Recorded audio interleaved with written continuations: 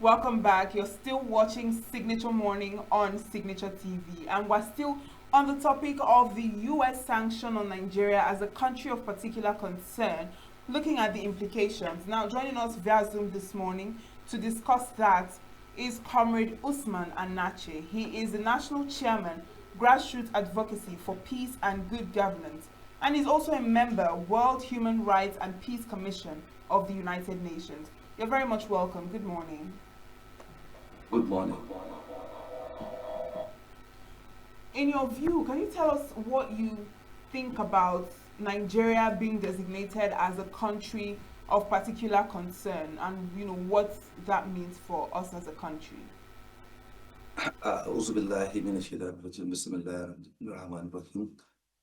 Nigeria is designated as country of concern by the US and the Western powers because of the natural resources and the human resources in Nigeria. So if you look at the whole West Africa, that means the eco states. Nigeria has the more than half of the population of the whole West African state, with over 350 million people. So Nigeria is a great market for any developing countries, for any producer, for any major companies all over the world. Secondly, Nigeria has the highest number of mineral resources beneath the land, underground resources, all the types, you can find them in Nigeria. And thirdly, Nigeria is leading in Africa, not only in West Africa. And now, as they are claiming democracy, Nigeria is now enjoying democracy for more than 2 decades without interruption. So, and they are now losing the West African state by cutting ties of the IES countries that recently stalled any agreement with the US and France. So if Nigeria is also out of these ties with them, there will be a problem. Already, Nigeria is more concerned to them because they depend on our resources.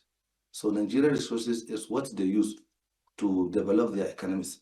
If you observe recently, the federal government under President Aswaju, Bola Ahmed Tinubu has now cleansing the oil sector by deregulating the oil sector, which bring the end to the oil theft.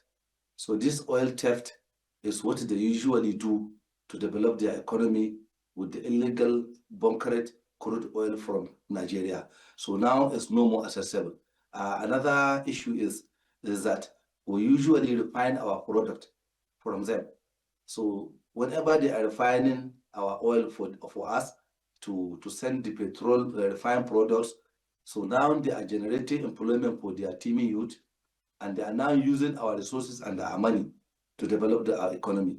And now the president has approved this Dangote refinery and the other internal refineries that Nigeria now can refine. We can refine our crude oil here. We can refine the petroleum product and even export it. So the one we are using for local consumption is no more being imported from their companies. So we are now independent in that sector, and they even export to West African state, and they even export to the US. So now we don't buy crude oil from them. We stop the oil theft. We now have a domestic production locally that can be enough for the whole country. So as this happens now, their economy is in danger. So it's one of the reasons that you see that the America is under lockdown for almost 90 days, the longest in the history of the US, and they cannot even, Americans today cannot even pay the federal civil servant. You see over 10,000 traffic controllers, they cannot receive their salaries for almost 2 months now. The military in the US cannot be paid. All the federal services were shut down. So if you observe, this is one of the reasons that Nigeria becomes the focus to them. And another reason is the ceding of the IES from them and the sanctions they impose on Niger, Mali, and Burkina Faso. So with Nigerian cooperation, if Nigeria didn't cooperate with them on that sanctions, it will not work. Because if you observe recently, when there was problem of petrol in Nigeria, Nigeria assisted them with almost 300 tankers of petrol. So with this, they know that Nigeria is key. So without holding Nigeria, they can never have the West Africa. And if they don't have West Africa, they can never have the resources to develop their economy. Already the trend is shifted now from them to us. So we are now the developing countries and they are now at the receiving end. Although they are bragging because the Americans has the highest debt. So this thing has nothing to do with religion. He is not here to defend any Christian or to defend any Muslim. President Trump is indifferent in religion. In fact, he doesn't even respect any religion. Because when you observe what he's doing in the Caribbean, as he's killing the Colombians, he's killing the Venezuelans, he's killing the Mexicans, and they are Christians.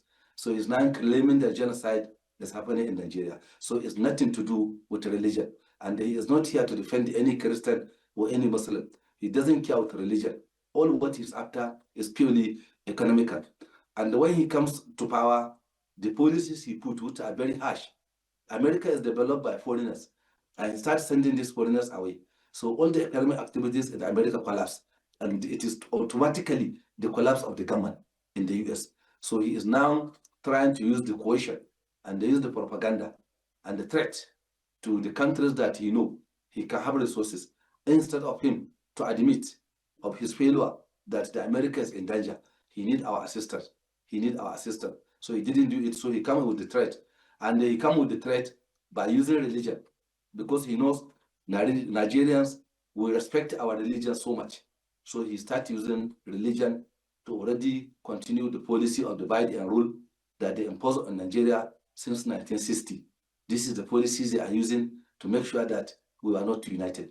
And if he can remember, the President Trump, one of his senators, some times ago, has declared that the USAID, USID, United States International Agency for International Development, USAID, was the one that established and sponsored Boko Haram in Nigeria in order to destabilize us in Nigeria. So instead of him to assist us in stopping the aid to these terrorist groups, which were alleged they are sponsoring, were suspecting they have hand in it, so he is now claiming that Christian has been killed in Nigeria. So he's coming into Nigeria to assist the Christian without considering the Muslim. What of the Christians he's killing in other nations? So he's automatically down. And if you look at the Ukrainian war, it has consumed almost all the American resources. He attempted in Ukraine that he wanted to control the Ukrainian resources. But unfortunately for him, it is not possible for him to extract the Ukrainian resources because of the Russian firepower. So this is the scenario that is purely economical. Anybody who is thinking that it's a religion or Trump is after helping any Christian is automatically wrong. Trump is purely economical and is trying to salvage his country, the already collapsed economy.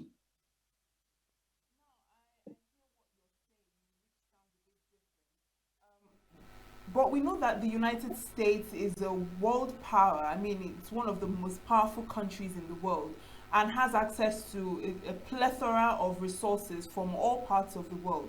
And now you saying that they need our resources, or they're dependent on our resources to the extent of using genocide or Christian killings in Nigeria to designate Nigeria as a country of particular concern. Yes.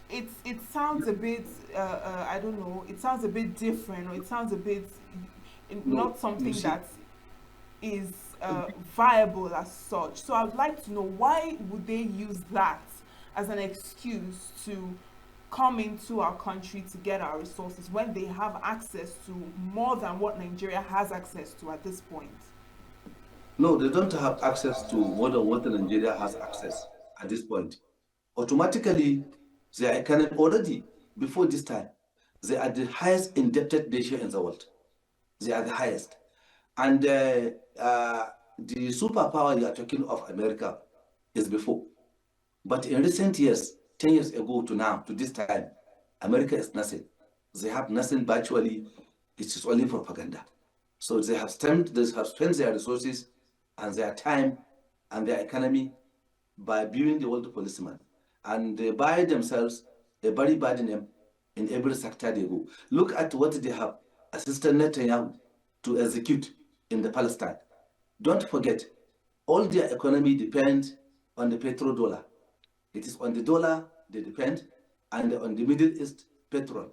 And now they are not having the cooperation of the Arabs because of the genocide they executed through their agent Netanyahu in the Middle East. So if you observe, they are also in Syria, they are also in Iraq, they also attack Iran. So they did all these things. So all those ones need money, and their economy cannot hold it. So the resources they are having cannot hold that type of policy in the world. So instead of them to stay at home, use their own resources at the advantage of their people, they are now trying to portray the good picture that they are buoyant, but they are not. If you ask any economist in the world, he will definitely tell you that when you tell of the economic superpowers in the world, you don't even count America among the countries that are economically viable, that are very good in economy today. If you count countries like China, like Turkey, like Saudi Arabia, like United Arab Emirates, and so forth, and Malaysia, and some of these Japan and others. That is why they always count on the world. Presently, America is not a superpower. Economically, they are already down. So they use their resources in production of the weapons, in competing with Russian Federation, which they cannot.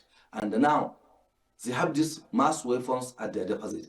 So they want to use these weapons to go and start robbing other nations, so that they can gather what they can to develop their economy. Let him go and pay his military servicemen. Let him go and pay his traffic controllers. Let him go and start the federal services. There is lockdown because the Senate refused to approve the taking of loan again. America depends on loan. So they depend on other countries' resources. And unfortunately for them, they are losing to West Africa. So as they have, all what they are doing in West Africa is to create problem so that you will be fighting and they will be tapping your economy. So now it is changing the narration. The Russians are there, especially in Niger, Burkina Faso, and Mali, and eventually Nigeria is turning away from the West and the Americans towards the Asia countries like Russia, like China. Most of our businesses today is with China, and most of our investments is coming. China is bringing a very big investment into Nigeria. So, and our president is turning to this China, Russia, and France. So, leaving the Americans one side, and our oil that they usually steal, they usually store and take to their country to develop their economy is no more there. So definitely they have been exposed. So it's only propaganda. It's only propaganda. There was nothing in the US. It's only propaganda. So now they want to start going robbing country to country illegally so that they can get the resources to bring back their battered economy. Already they are down. So this is the situation today. All right. Now, Mr. Anache, when you were speaking, you spoke of Iran, Gaza, and yes, we have seen the interference of the U.S. on some of these countries and how they somehow have impact when it comes to tariff, removing duties and, stopping their aid or assistance to some of these countries, which Nigeria is part of it.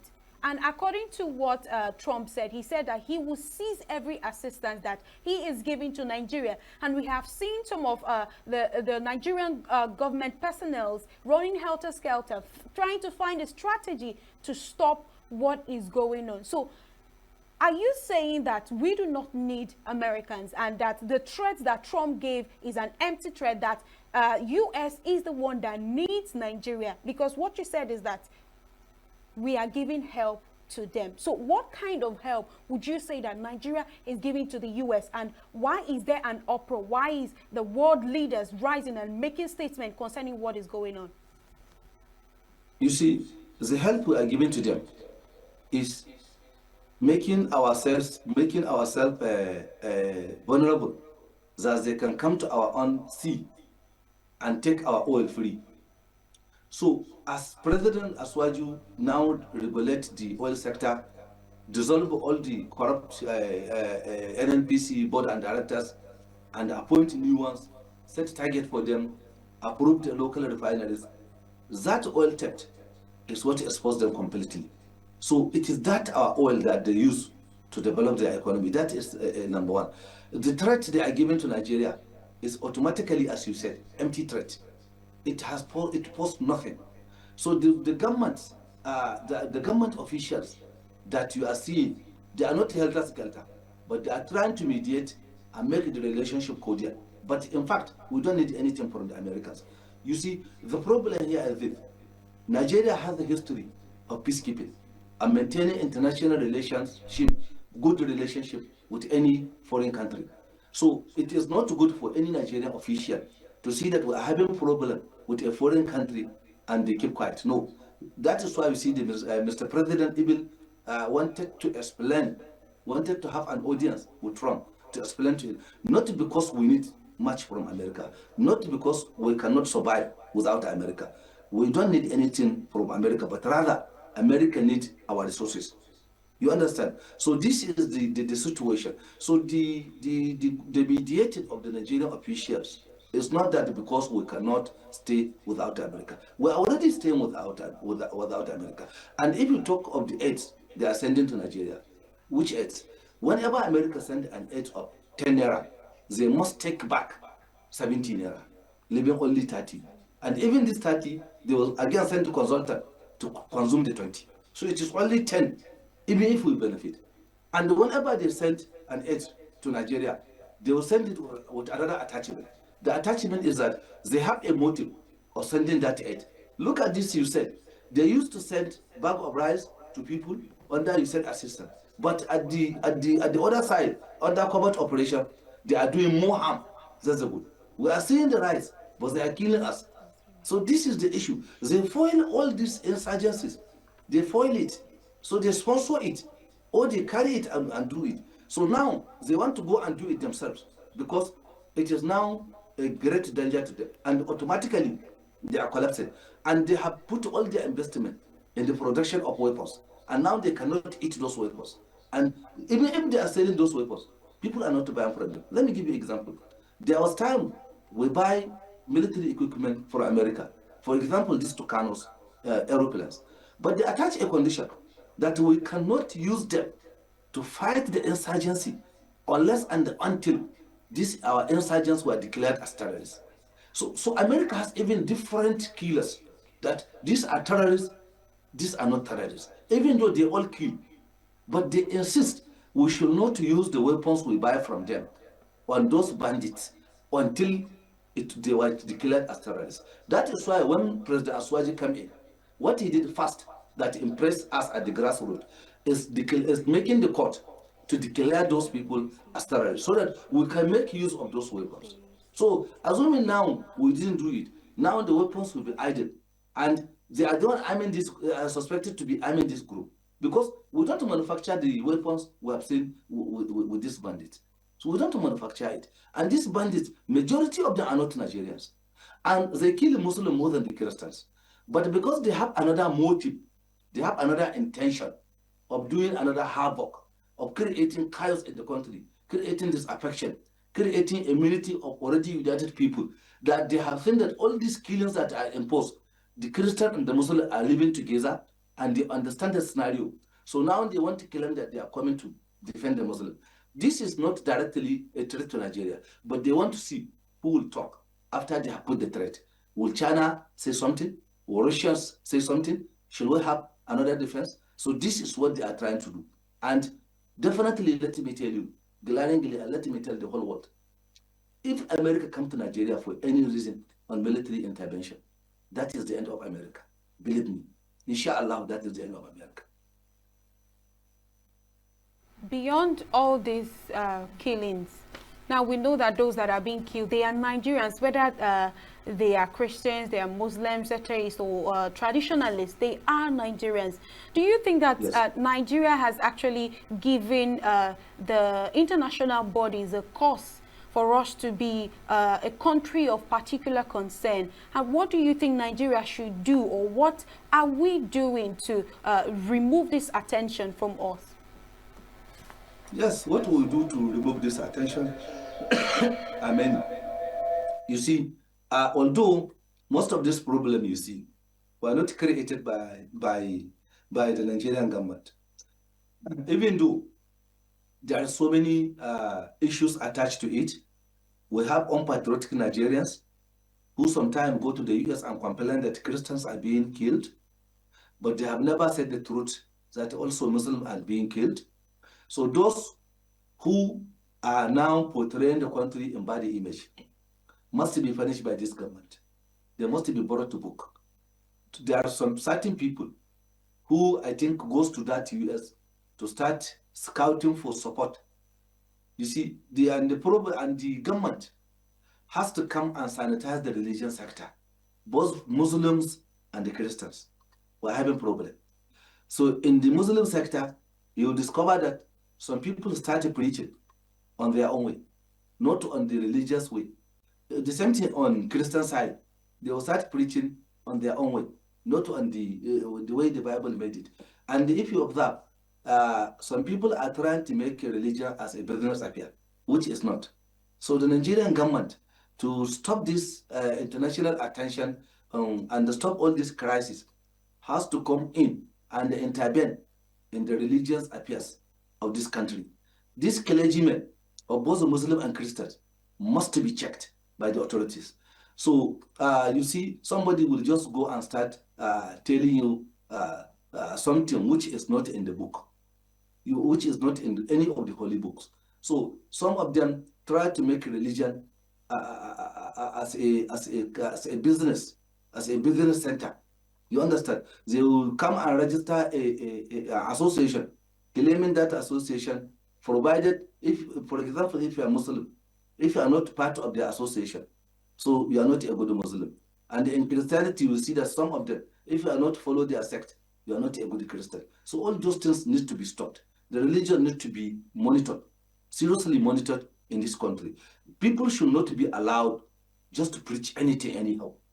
Just to preach anything anyhow, whether without reason in the holy book or not. And people's opinion should be automatically different from the religion. Religion is not your opinion, it's God saying. So it should be seen and practiced and observed as such. So if we now mix our own personal opinion with religion, nobody will supposed to attack you or claim that you are wrong, or start maybe blackmailing you because you follow one religion or the other. But the problem is that within those two major religions, we have problems. We Muslims, we have some Malams that are just after Facebook issues. They are not even teaching properly. They are not teaching the religion. Always they are bringing something that is confusion. And this thing they are bringing that is confusing is not a tangible something in Islam. The same thing with Christianity. You will see somebody who just come and start preaching his own opinion in the church that yes, this is what he see as this, as that. So all those things need to be automatically checked by the government. This is one of the reasons that will keep away the attention of people from Nigeria. Secondly, the government need to come, just the effort they are making on curbing this insecurity, they should maintain the tempo. So that when the country is secured and we don't have any insecurity problem anywhere, you see that people live in harmony. And our security system and our own orientation needs to go back right from the primary school.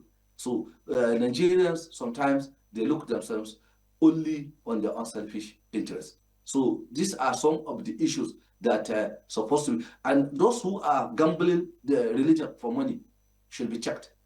All this, if you observe recently, Nigeria was removed from the grey list of the Action Task Force, Financial Action Task Force of the world. So it's a very, very good commendation. So Nigerian government should maintain that tempo to sanitize the religion sector.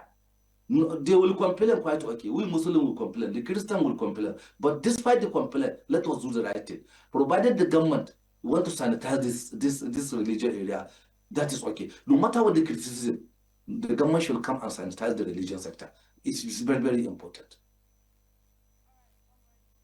Anache, please hold your thoughts and let's take a quick break. When we return, we'll continue this conversation. Do stay with us. Welcome back. We're still talking on US sanction on Nigeria as country of particular concern and the implications with Comrade Usman Anache. Are you still with us, Comrade Anache? Yes. Now, before we went on that break, you were talking about, orientation that needs to be done among religious leaders, Christians and Muslims, and also the people, the faithful, and those who follow these religions. But I also want to ask you, do you agree that there is religious killing in Nigeria and that these killings are perpetuated by Islamic terrorists? And, what does that look like for us in the country? I only agree that there's killings in Nigeria by terrorist groups, but not religious killing. These terrorist groups are not Muslims. They rape women in the mosque. So if somebody rape a woman in the mosque, tell me, is he a Muslim?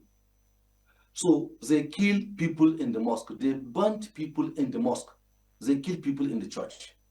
So if they kill people in the church, they kill people in the mosque, which religion do you say they will follow? None. So actually they have a motive. So this motive is what we are suspecting, that these foreign powers are the ones that are instigating them and inflicting them and making them drug addict so that they will not do what they are doing. So they are totally not Muslims. So if you attach any terrorist group with Islamic, they are only using Islam to deceive people. Let me give you an example. The Boko Haram that are being established as claimed by this American senator, by the USAID, you said, that established and sponsored. How do you think a Muslim will allow himself to be killing people in Maiduguri? The people in Maiduguri they are killing, are they Christians or Muslims? So they are indifferent in their killings. They are indifferent in their own havoc.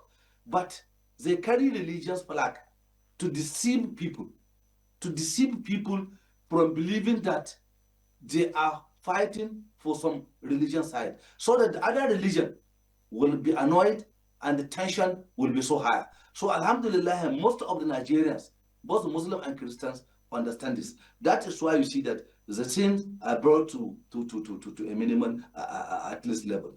Do you see, the problem is this: when you look at the killings, especially in the middle belt of Nigeria, like in Benue, like in Nasarawa, majority of that is politically motivated.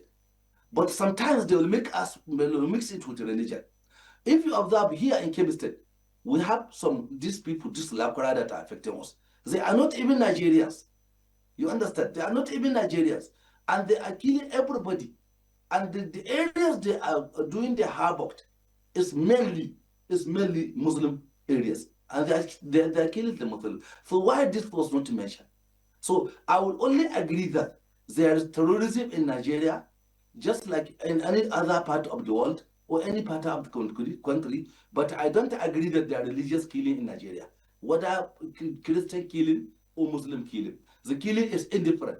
Terrorist is terrorist, whether he's a Muslim or he's a Christian. A terrorist is a terrorist, but they only use the flag of religion to deceive people, so that to cover their own hidden ideology, which is they are pursuing, but they have something different from the religion. And no religion ever said that somebody should kill somebody because he is not follower of his own sect. No religion said that. So if they are actually religious, how can they say that?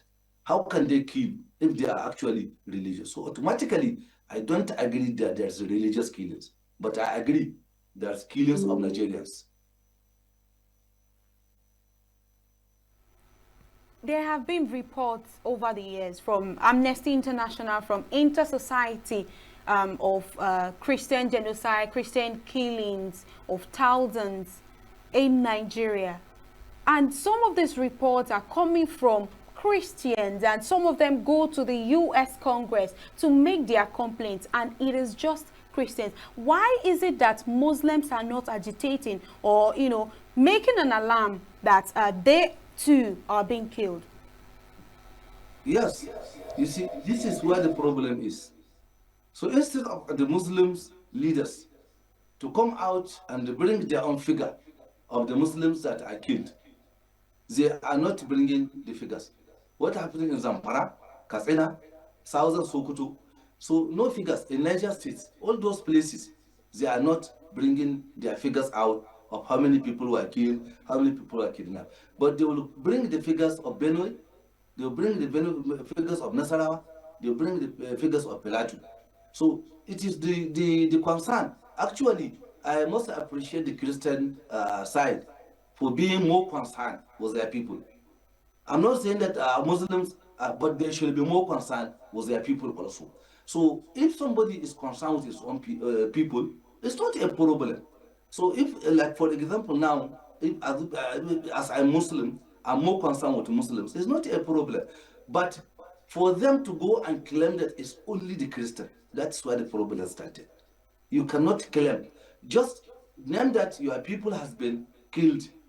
And that is what I'm telling you. This Boko Haram that are allegedly sponsored by the US and other terrorist groups that are claiming to be Muslim are to get this report. This is what they are heading to, and this is what they want to get. And that is why, you see, we are telling everybody that anybody who rape women and kill people in the mosque cannot call himself as Muslim. You see, some of them that were arrested doesn't even have religion. They are not Christian, they are not Muslims. So they are not even Nigerians. So some of them are not even having any cultural or distinct similarities with Nigerians. So these are the problem. You see, so the problem is that religion is very sensitive area. That is why even Trump is trying to use religion. That is why if there's any foreign country that is trying to bring their own distant terrorists to attack Nigeria, they will name them after religion. And they will name it after Islamic religion. So that is why I'm telling you earlier that the government needs to do more sanitization on the religion side, both the Islam and the Christian. So that what we are teaching, what the religious leaders are teaching, should be the norms and the respect and the understandings of the two religions, not their own personal opinion. Now, this U.S. decision to designate Nigeria in this list, what would you say that it signifies both politically and diplomatically, both for Nigeria and for U.S. and Nigeria relations? How would you say that this is going to affect how Nigeria is seen in the global space, in the global space, and also Nigeria and U.S. relationship? Yes, on the way Nigeria will be seen on the global space is normal. Already we are lucky. This comes at the time when all the countries in the world hate US. So everybody knows what the US can do, whether to blackmail you, whether to attack you, whether to send a internal problem to you. So everybody, every nation of the world today knows this. So the relationship with US is already in bad shape with all the countries in the world. When Trump comes in, he imposed the tariff on all the tax on all the countries on the world, depending on the percentage. So this tax make other countries to look for another market, which Nigeria is one of the greatest market that these foreign countries will look for the product that cannot be purchased in America.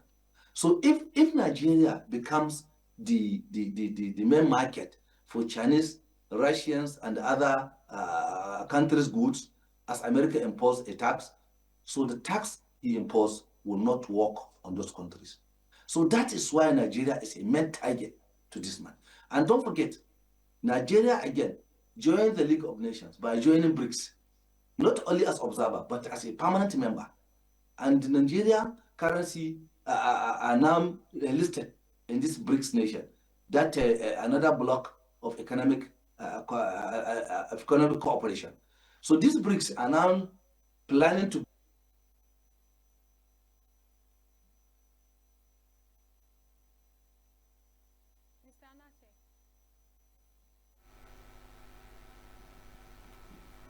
Hello, Mr. Nache, can you hear us?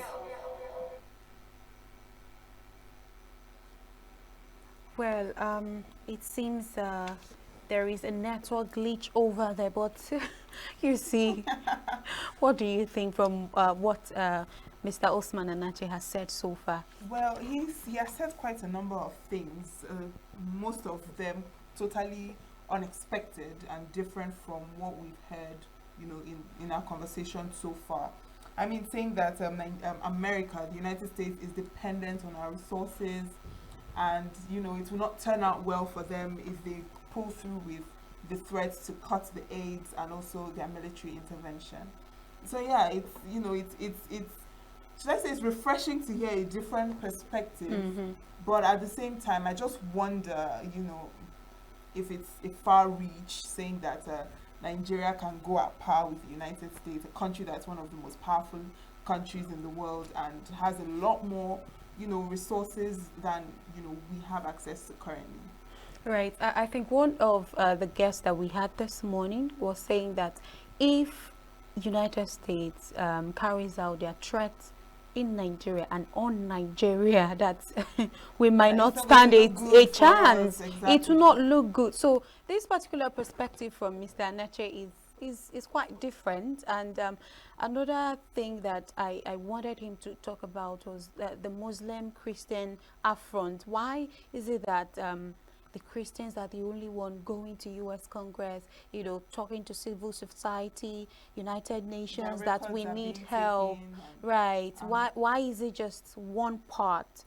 Why is there no unity? Why is it that it is just the Christians? And looking at the global affront, how would other countries see us? How do we interpret to them that it is not just Christian genocide, that this is a general security issue? And I've been wondering, what would be the next move of Nigeria? Imagine if this particular threat is being carried out. What do we do? Where do we stand? That's what I said, him saying that, they're having a meltdown, an economic meltdown, and Trump is just using this as a means to come into the country. It's like I said, it sounds like a bit of a far reach, because the one that has been cut, we're already shaking that okay, they're about to cut these things.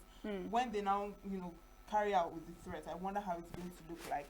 And then talking about the Christians and Muslims coming together as a unit to talk about or to present our problems to the international community, I feel like it also translates to just within us as a country. There is this divide among religious groups, particularly Christianity and Islam.